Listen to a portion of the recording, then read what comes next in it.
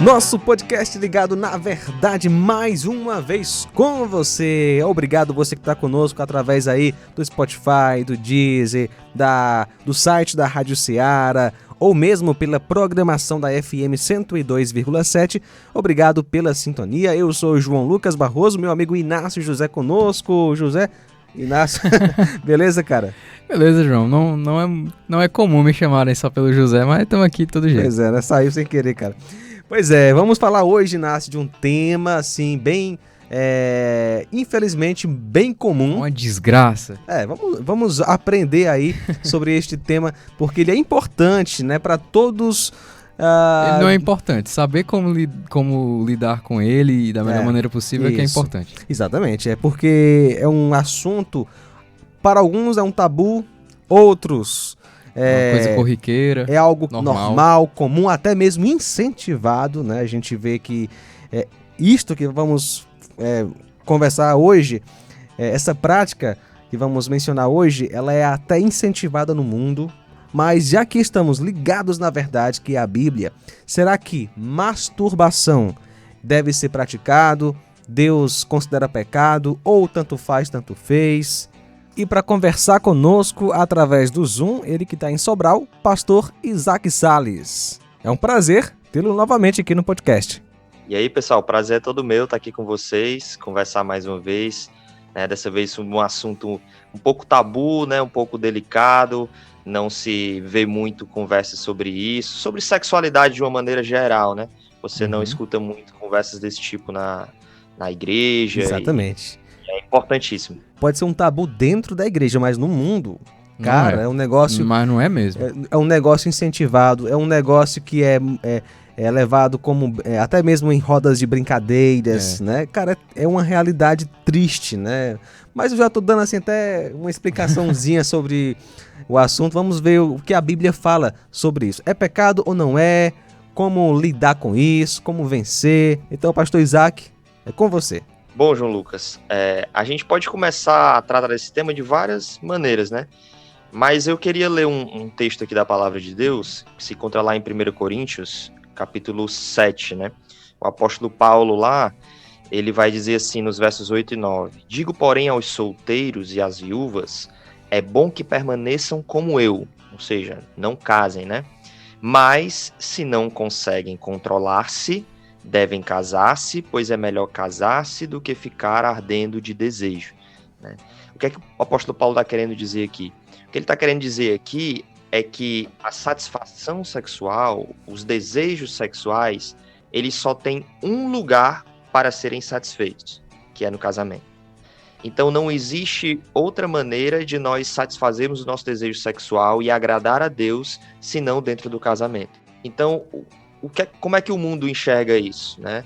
O mundo acaba que diz, não é possível, né? Porque na puberdade, todos nós já estamos ali com os nossos hormônios aflorados, como é que eu vou aguentar até casar? E aí o mundo já impõe uma cultura de que a gente deve casar só que a gente está, né, estável financeiramente, já temos o nosso carro, a nossa casa própria, o nosso doutorado completo. Então lá depois dos 30, então como é que você aguenta lá, né? Do início da puberdade, 13, 14 anos, até os 30 anos, sem poder se satisfazer sexualmente, né? Então aí é que entra, né, por exemplo, a masturbação, os namoros libidinosos, né? Exato. E tudo isso para poder suprir essa necessidade. Só que aí é que tá, né? Na cultura bíblica, né, os casamentos nunca eram tão tardes, né? As pessoas já casavam cedo. Então não tinha tanto esse problema de espera, né? De arder em desejo e ter que esperar tantos e tantos anos, né? Só que a nossa cultura ela está colocando algo inverso aí, né? Invertendo esses valores. Mas ainda assim, mesmo existindo essa dificuldade, né? Esses desejos naturais do nosso coração, nós não temos justificativa para racionalizar um pecado, né? Dizer que isso é natural, se descobrir, né? E outras justificativas aí que apontam, né? Eu já vi até justificativa científica para masturbação dizendo que pode evitar câncer de próstata, né? Dificultar, porque essa ejaculação que existe, né? Corriqueira, pode ajudar nessa prevenção de câncer de próstata. Aí muitos acabam, até cristãos, pegando, né, esses argumentos. Exato, e tentam aplicar na vida deles, tentam santificar. Ah, Deus, ele viu como Deus ele faz algo para nos ajudar? Não é nem santificar, mas sim tentar explicar o porquê que ele está cometendo aquele pecado, aquele ato. Ele quer uma desculpa para poder, defender a sua prática. Exato. O perigo da questão da masturbação, eu acho duas coisas, assim, basicamente. A primeira é que é muito difícil você desassociar a masturbação de pensamentos impuros. É muito difícil, né? Pode ter até alguém que vai dizer, não, mas eu cometo essa prática pensando em futebol, pensando em... As cataratas do Niágara. Exato. Mas é muito difícil. Eu digo que é impossível, né?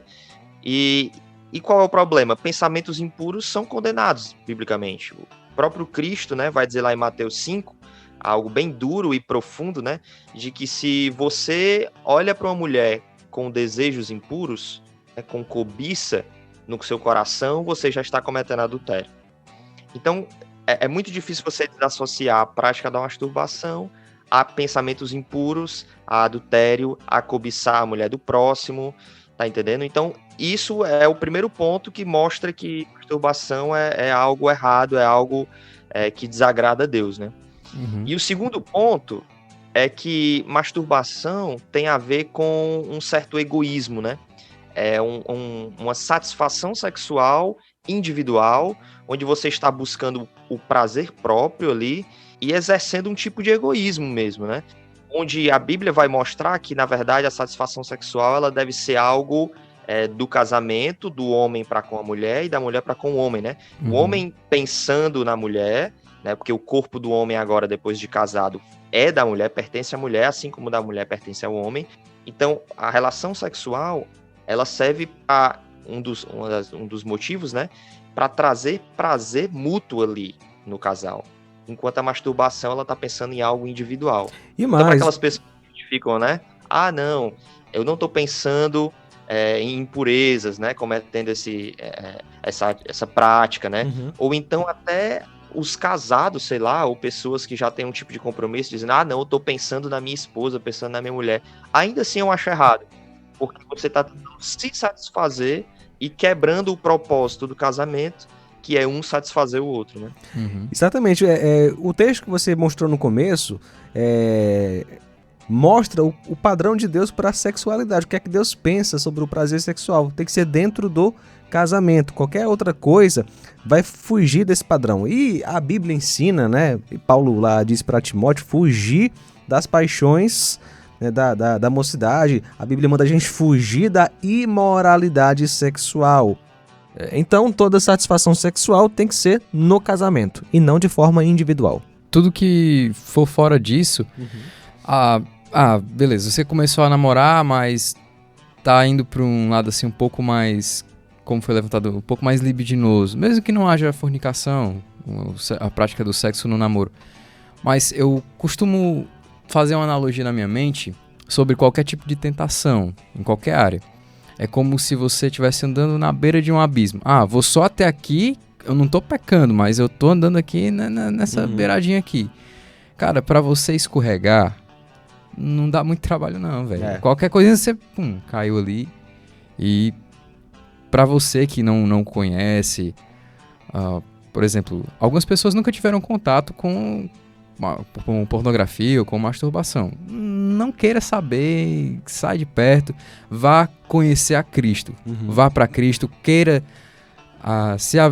conhecer mais a Cristo, ter um relacionamento melhor, mais desenvolvido com Deus, e é isso que você deve procurar servir a Deus, procurar amar aos outros, pregar o Evangelho, e é isso. Não queira saber, tenho que descobrir meu corpo. Isso é balela, é conversinha, mimimi. Exatamente. Da galera que quer colocar coisa na sua cabeça. Cara, e aquela coisa, essa prática deve ser abandonada não simplesmente para ter uma vida assim uma vida mais correta.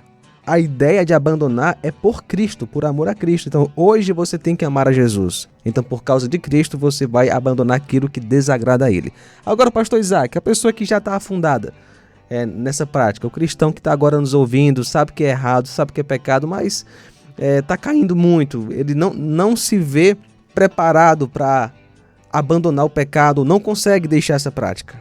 Como lidar com alguém que já está afundado nisso?